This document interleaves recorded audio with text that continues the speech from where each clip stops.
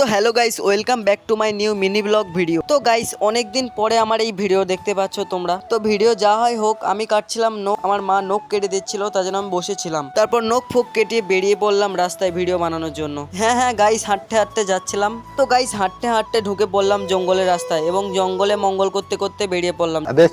তো গাইস, তোমরা জঙ্গলের কথা বাদ দাও, আমি যাচ্ছিলাম ঘাটের ধারে ভিডিও বানানোর জন্য। হ্যাঁ ভিডিও। তারপর গাইস, দেখতে দেখতে সবুজ ধান খেতে কাছাকাছি পৌঁছে গেলাম। হাঁটু হাঁটু করতে করতে সামনে পনে এগোচ্ছিলাম। তারপর গাইস, সামনে পনে এগিয়ে দেখি, ওয়াও কি সুন্দর।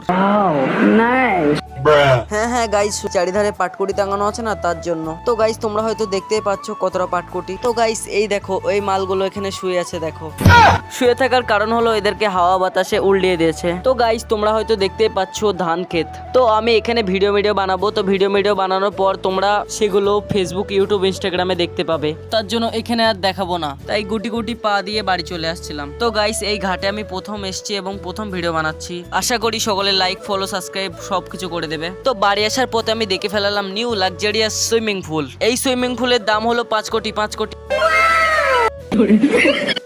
তারপর আমি সুইমিং পুল থেকে চলে এলাম রাস্তার ধারপনে। এবং গাইস, এসে আমাকে এভাবে ফেসে যেতে হবে তা আমি কখনোই ভাবিনি।